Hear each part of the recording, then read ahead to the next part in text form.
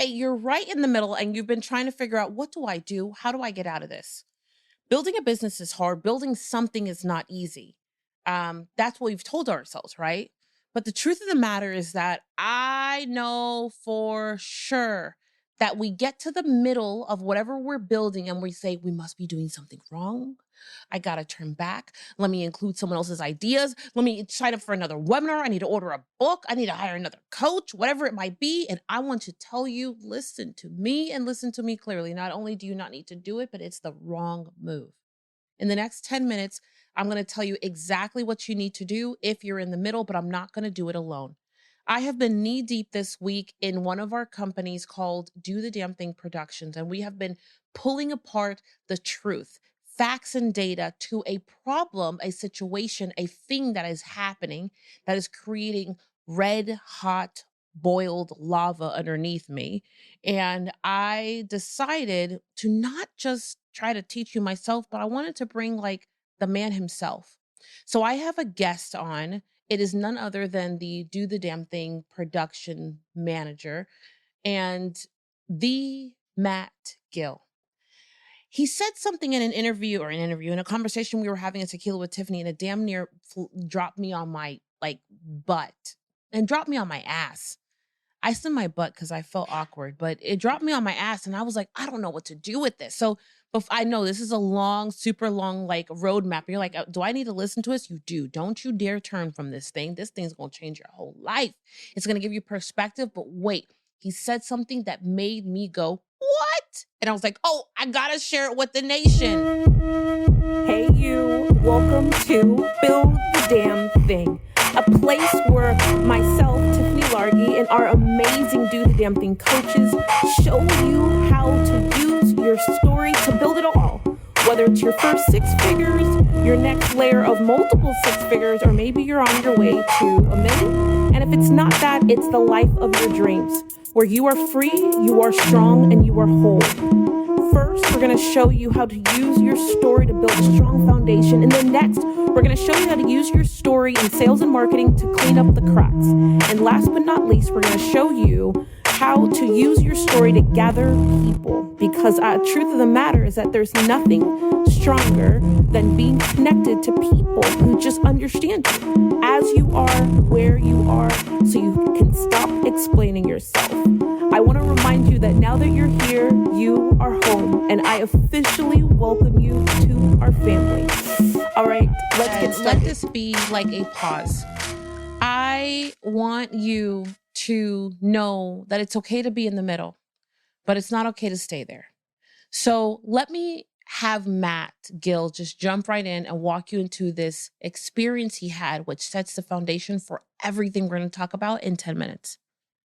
One of my favorite things to do is to sit on my balcony. And here in Arizona, we have the monsoon season. So we get an amazing, magical light, sound, moisture storms that come in, and we get the monsoons that come in. And one of my favorite things is to sit and just observe and to take in the beauty and the nature of the lightning and the power. And so I was sitting on my balcony and the other night watching this storm come through and watching the amazingness and the beauty of the lightning. Mm-hmm. And I was very excited to see multiple like big lightning bolts that came in. And as the bigger they got, the more excited I got and the more that I was appreciating the moment. I had a few moments where I got distracted. At one time I needed to go get some more iced tea. And as I began to just move and turn my eyes away from the lightning storm, as soon as I turned around, I saw another lightning bolt. My instant response was, I missed the big one. And I began to go through this very quickly within seconds. Yeah. Go through this journey of, damn it, I missed it. I've been spending all this time out here to see this really big lightning bolt, and I missed the moment. I missed the lightning bolt. What I didn't realize, I got discouraged. Like, I know it sounds kind of dumb, but I got discouraged, and I was like, I get it, because you've been waiting there the whole time. Yes. And you were like, wait a second. what I realized as I was having this conversation with myself Having of like, conversation, you were feeling bad. I was feeling You were horrible. mad. I was mad at myself. Quite honestly, that's really what it was. I was mad at myself I because knew I shouldn't have got up. I should have just stayed there. Yeah. Wait until it was over. I'm not thirsty. I'm not that thirsty. Yeah. Like, you know, but what I realized as I was kind of dissecting what happened in this conversation, I realized that I had discredited and I lost the other moments, all of the beauty that I had seen before. Yes. I discredited and I removed the value. I removed the experience Of the 2 hours. that I got to see all of the beauty of it. Feel the wind, smell the air, Yes. everything. It wasn't just seeing the doggone lightning. There was a lot of other things that happened. It was the experience. Yeah, for sure. And what I realized is as I was trying to get myself back into a happy space, Yeah. I heard a voice that said, that was not for you. Boy, let me tell you something. When Matt told me that a little while ago, I was like, what, the force? You imagine that he said that he reconciled the experience and then he said, by acknowledging that this wasn't for him. That he's like, I missed the big one. And the voice is like, did you really miss the big one? That one wasn't even for you. Right. So you didn't miss nothing. You had everything you were supposed to get. Exactly. The question then becomes like, why weren't you satisfied originally with it? Right. Which goes back to, I know part of my conversation of growing up has been, this is for them and not for me. Yeah, for sure. And so I was creating this conversation of like, oh crap, I missed it. We This do is that all for all the them. time, though. Yes. You know, in business, I want to move this away from life and just talk to whenever you're building something. Either you're building something, you're a part of building something. You could be a loner, you could be on a team, but you're in a place where you feel like it's not going right.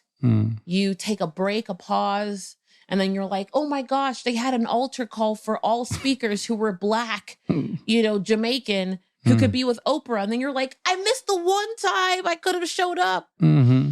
And I hear a lot of people who've told me in the years, they're like, oh, but Tiffany, that could have made that happen. But 18 months ago, I got a job offer for $140,000, but I didn't take it because this is that. Now it's all gone. Life is over. What? Right. Or they're like, oh, but I could have gotten that client, the client who would have paid all our bills. I could have built that business. I could have, and I know that there's a place of regret. I know that there are things that we do that we wish we could have gone back. I have them. Right. Not regret, but I definitely have 2 or 3 things I would have done differently. But when you put it in the frame that's like, that wasn't for me. Correct. I need to see what's in front of me now and enjoy it. Yes. It's not just see it, because sometimes we're here, like especially in church, it's like, oh, I'm going here and see all the things that are in front of me and be grateful for what's in front of me because the grass is green right here. All that other foolishness. I'm also like, yeah, the grass might be green here, but let's just acknowledge the fact that we got some grass. People in Arizona don't have grass. They got rocks. And you know what? The truth is that the grass may be greener on the other side, but it might be turf. It might not even be real. Correct. We don't know. We don't know, and it's irrelevant. Exactly. And it's Irrelevant. Yep. If we could just keep that level of irrelevancy to everything that's in front of us as we're building, as we're in the middle, as we're going through, as we're walking through. Let me tell you something. When you told me, when you said, hey, that big lightning wasn't for me, and then another one came, it wasn't for me. But then he said something else in the other conversation that you didn't hear.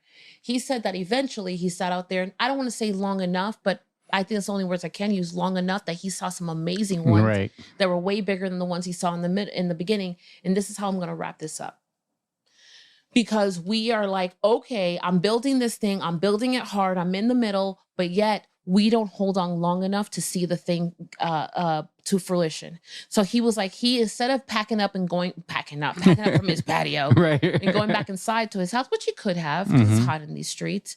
He could have, but he decided to stay out there. He got himself more comfortable, prepared himself with more ice and water or iced tea, probably snuggled in a little bit more and said, I'm just going to be, and I'm going to sit here. And by being and sitting here, he did the most powerful thing he could. He waited for it to be for him. Exactly. Waiting for it to be for him is the hardest, but it's also it's the it.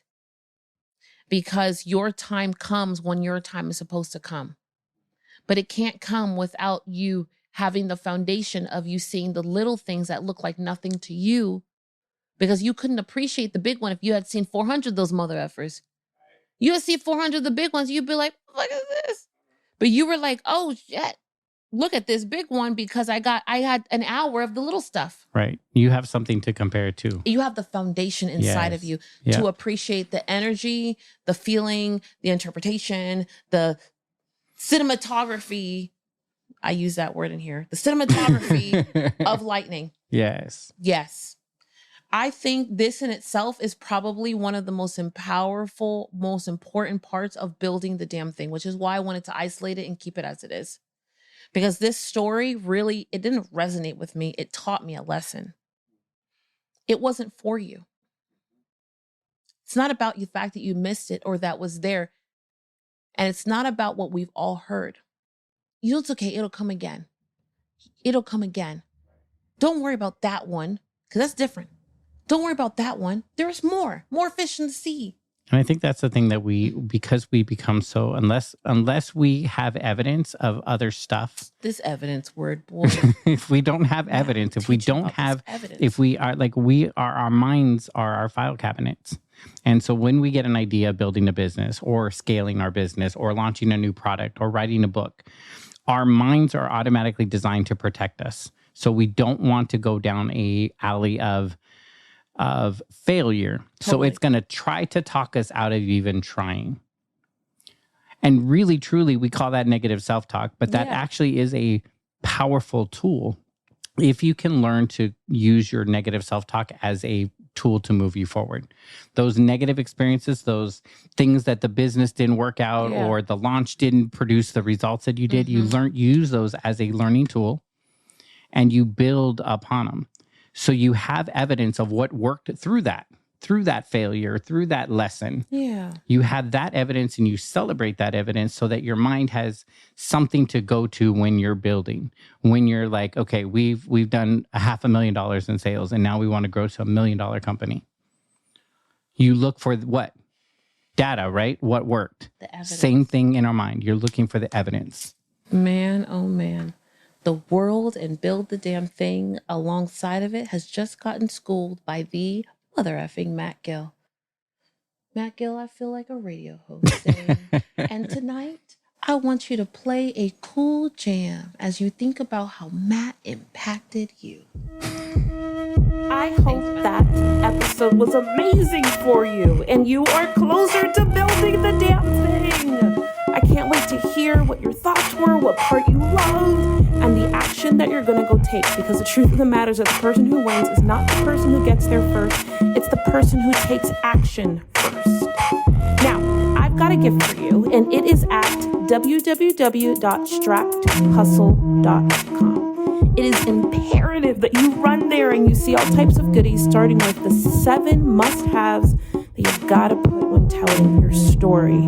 There is so much deliciousness awaiting for you. I would love nothing more than for you to go ahead and give us a thumbs up and a 5-star review on not just this episode, but this entire series of how do you build the damn thing. Like always, if there's anything that we can do to make your weekday or month better, please let us know. And more importantly, I can't wait to see you live. Whether it's at Do the Damn Thing Live or in one of our communities, or maybe you're just hanging out with us on social media. What I know to be true is that I am meant to connect with you somewhere, and I can't wait for that day to happen. And more importantly, I can't wait to see what you build.